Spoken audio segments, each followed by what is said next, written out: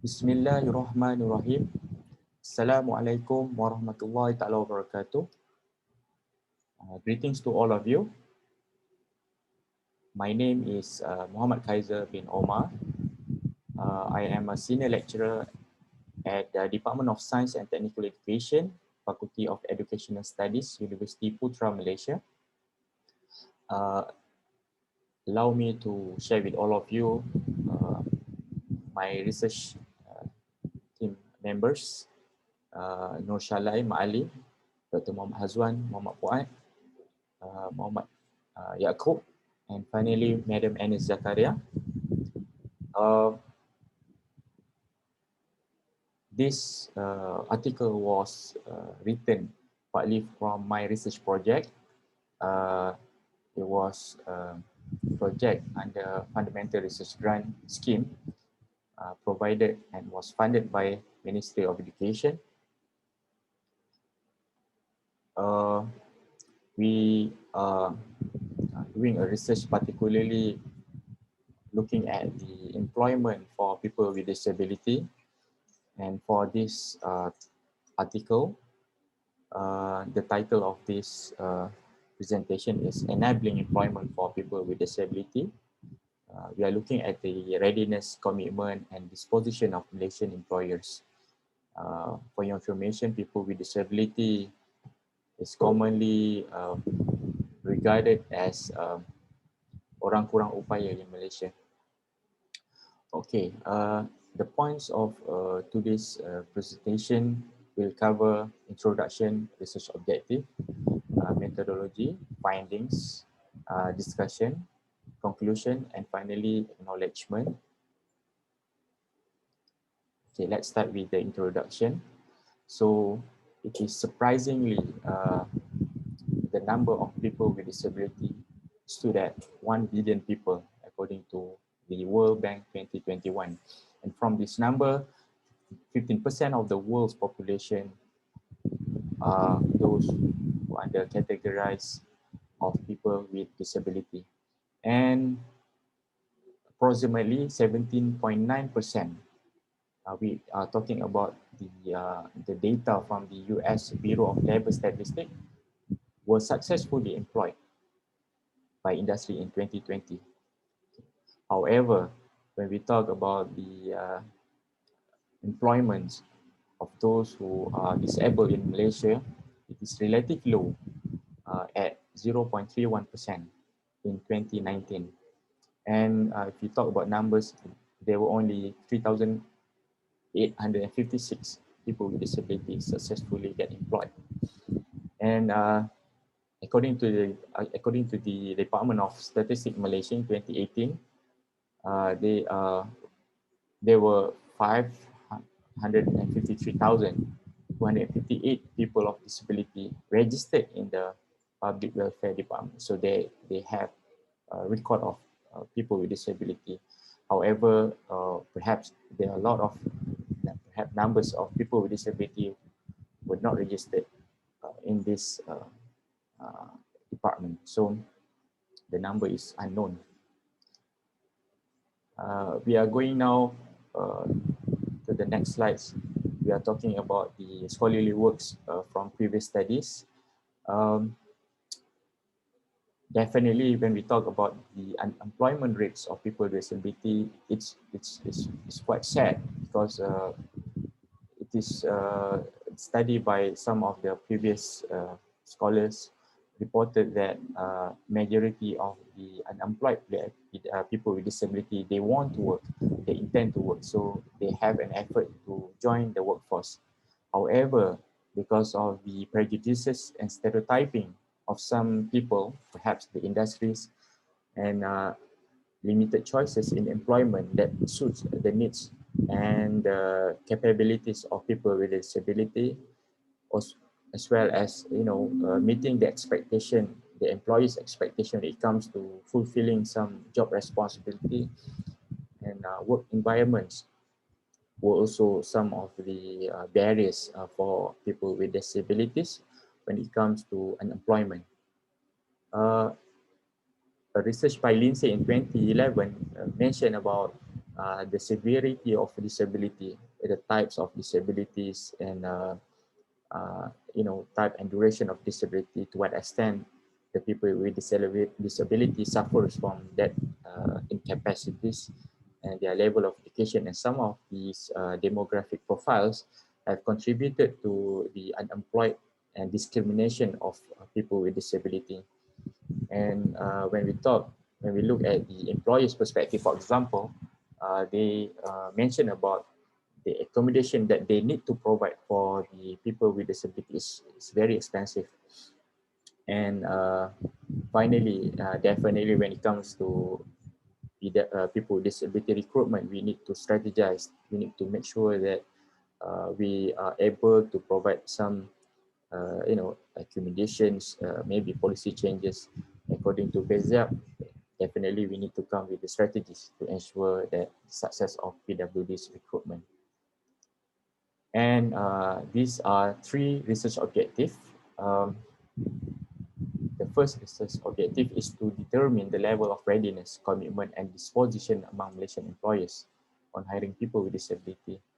The second is to determine the relationship among selected demographic factors and readiness, commitment, and disposition. And finally, to describe the relationship that exists among readiness, commitment, disposition, and employees' hiring factors. Let's move to the methodology. So, if you could recall that my research was partly driven from research project from the FRGS, and the research was conducted using a mixed method design, specifically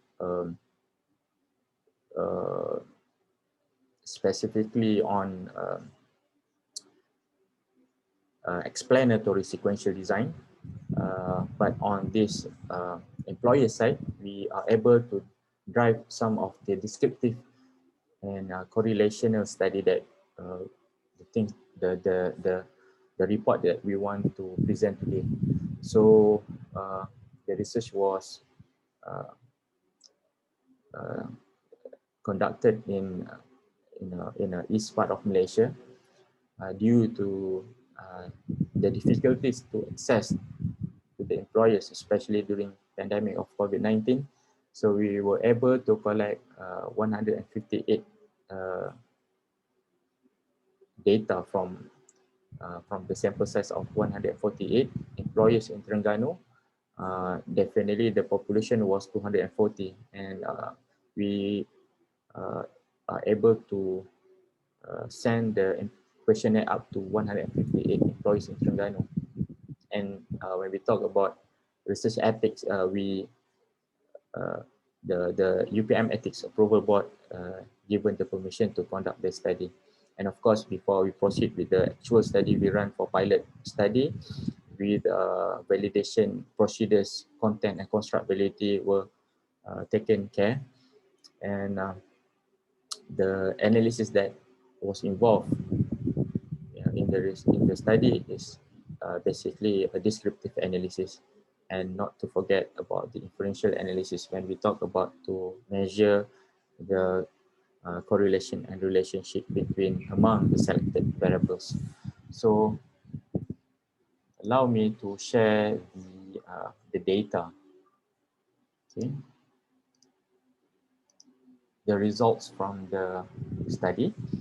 So again, the study involved 136 out of 240 employees in Terengganu. So if you could see from the screens, these are the demographic findings from the project. Okay. And it's very interesting that only 4 employers in Terengganu mentioned about employing 4 people with disability in their organization, whereas the majority of the employers do not have any people with disability in their organization. And we are talking about those 4 people with disability in that particular organization fall into deaf or hearing impairment, and 3 of them are slow learner. So, well, it is interesting. The data is spoken about how, you know, the exclusion of people with disability when it comes to employment. Okay, so reasons for not hiring people with disability in the organizations. So let me focus on the highest frequency coming from the data. So unqualified candidates was the major reason with 29.4%. So we are talking about the employees' readiness for people with disability recruitment. Okay, so it was quite high with the mean values of 4.10. Employers' commitment for people with disability recruitment. We're talking about the readiness just now, and now if we go to commitments, let's focus on the overall mean 4.07. Based on the likely skill is considered as high. And employers' disposition on hiring people with disability. Okay. When we talk about disposition, is the accumulation of the belief system of employers when it comes to PWD's recruitment. And we talk about the overall means of 3.55. It's considered as medium. Okay, so now we go to the factors on hiring people with disabilities. We listed some of the statements or items that might be trigger the interest of employers to employ people with disability in the organization. If you talk about the highest mean falls under 4.24. PWDs are hiring due to their capability and capacity to fulfilling job responsibility. And the overall mean for this particular section is 3.69. And now we are going for inferential analysis. We talk about the correlation analysis between readiness, commitment, disposition of employers, and people with disability hiring factors. We talk about the correlation between readiness and hiring factors, as well as employers' commitment. They were relatively weak in terms of the strength of correlation. However, it was reported moderate when we talk about employees' disposition and people with disability hiring factors. We went through an ANOVA analysis. We talked about the ANOVA test analysis on employer readiness, commitment, and readiness by types of industry. We were able to drive some of the significant relationship between readiness and commitment. However, there was no relationship between disposition and the types of industries. All right, so let me get back to the slides. Okay. All right, so we go to the section of discussion. We comparing and contrasting our findings with the literature reviews that we gathered, and we found that according to Cohen in 2019 indicated that employers value work performance, and definitely based on our findings, the employees reported that they were struggling to find the qualified candidates, and it was clearly reported that the less confidence and the fear of people with disability existent that will contribute to burden to others. So this is about disposition value, where the belief system of the people with this, the belief system of the employers, they have very less confidence on how PWD is able to execute some responsibilities and tasks. So industrial players should be open and more receptive, and allow and giving them an opportunity to people with disability to venture employment. And one of the strategies that being implied in employments of people with disability was to have this quota system. And in Malaysia, for example, we have the 1% quota system for any organization, and we are strategizing on having at least 1% of people with disability working in the government agency. And of course, when we talk about people with disability, with the incapacity and capabilities of this group of people, people need to commit and becomes diligent, facilitating them to be successful in the employment process. And we need to always come in with the efforts of social agents, and becomes, readiness to change, to support the process by having the right resources and condition. That's coming from Diab, Safan and Baker in 2018. And it was agreed that longitudinal kind of influence of discrimination and prejudices becomes the major barrier to people with disability employment. And for the conclusion, as a whole, looking at the summarization of this article, I believe that the extrinsic and intrinsic values as determinant factors to recruitment. We are talking about the extrinsic values in terms of the accommodation, the physical infrastructure, the tangible kind of technologies that can help to lessen the burdens of people with disabilities to fulfill some responsibilities, will help them to be recruited in the organization. And we talk about the intrinsic values, ongoing support, motivation, and build their confidence and self-esteem to make sure that they will strive in the difficulties and the challenges of the employment workforce environments. And on the employer sides, I believe they should be more open and more acceptance when regards to people with disabilities employment.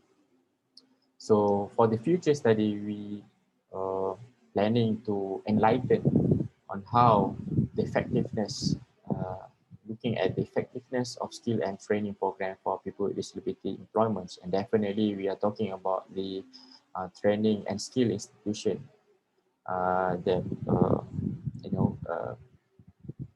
have several of training and skill institution in Malaysia, but how the possibility of the skills that being trained by the trainer and the people at the institution, whether it is at par or at the standards of the skill that is needed by the industry.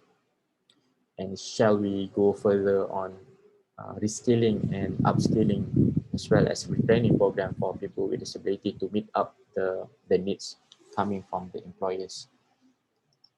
And I would like to convey my gratitude and thankfulness to the funder, Malaysian Ministry of Education, and of course by the assistance of Universiti Putra Malaysia, the Research Management Center, in assisting me, especially in coordinating funds for this research, is greatly appreciated.